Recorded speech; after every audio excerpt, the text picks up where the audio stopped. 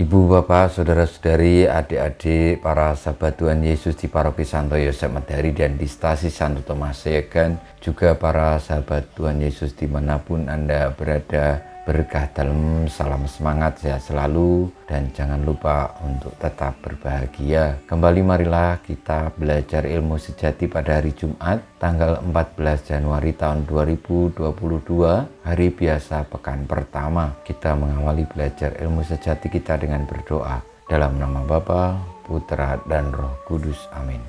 Allah Bapa yang kekal dan kuasa, bangkitkanlah kami berkat sabdamu yang kuasa, dan arahkanlah perhatian kami kepada kebajikan dan kedamaian berkat Yesus Mesias. Dialah yang hidup dan berkuasa, yang bersama Dikau dan dalam persatuan Roh Kudus, Allah sepanjang segala masa. Amin.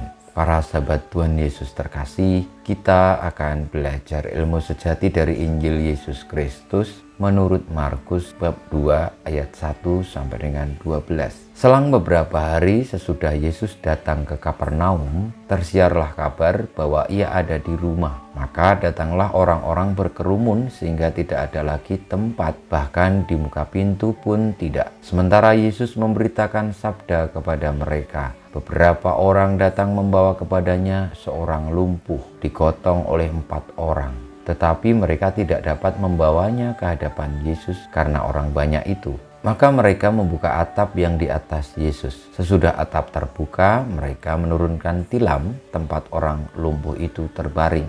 Melihat iman mereka, berkatalah Yesus kepada orang lumpuh itu, "Hai anakku, dosamu sudah diampuni." Tetapi di situ duduk juga beberapa ahli Taurat. Mereka berpikir dalam hati, "Mengapa orang ini berkata begitu? Ia menghujat Allah. Siapa yang dapat mengampuni dosa selain Allah sendiri?" Tetapi Yesus langsung tahu dalam hatinya bahwa mereka berpikir demikian. Maka ia berkata kepada mereka, "Mengapa kamu berpikir begitu dalam hatimu? Manakah lebih mudah? Mengatakan kepada orang lumpuh itu, 'Dosamu sudah diampuni,' atau mengatakan, 'Bangunlah, angkatlah tilammu dan berjalanlah'? Tetapi supaya kamu tahu bahwa di dunia ini Anak Manusia berkuasa mengampuni dosa." Lalu berkatalah Yesus kepada orang lumpuh itu, "Kepadamu kukatakan, bangunlah, angkatlah tempat tidurmu, dan pulanglah ke rumahmu." Dan orang itu pun bangun, segera mengangkat tempat tidurnya, dan pergi keluar di hadapan orang-orang itu. Mereka semua takjub, lalu memuliakan Allah, katanya, "Yang seperti ini belum pernah kita lihat." Demikianlah sabda Tuhan, terpujilah Kristus.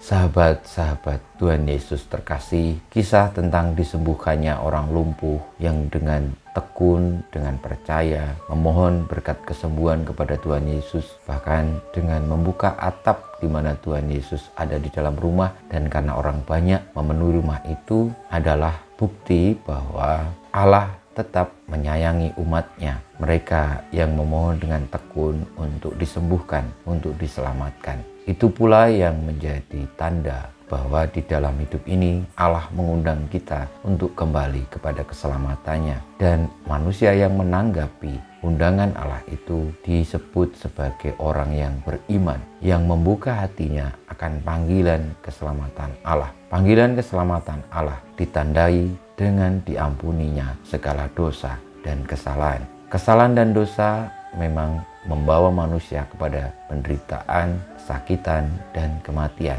Namun pengampunan akan membawa kepada keselamatan. Semoga kita semua percaya bahwa Yesus, Sang Sabda Allah sendiri, datang mengabarkan penyelamatan. Dan itu artinya ia mengabarkan pengampunan dosa. Kita mohon berkat kepada Tuhan, semoga kita terbuka akan panggilannya, mengakui dosa kita, memohon ampun atas dosa kita, dan memperoleh pengampunannya. Kemuliaan kepada Bapa dan Putra dan Roh Kudus, seperti pada permulaan, sekarang, selalu, dan sepanjang segala abad. Amin. Ya Yesus, jadikanlah hati kami seperti hatimu. Tuhan bersamamu dan bersama rohmu, kita semua hidup kita, perjuangan kita, terbuka akan rahmat penyelamatannya, senantiasa dibimbing, dilindungi, diberkati oleh Allah yang Maha Kuasa, Bapa dan Putra dan Roh Kudus. Amin.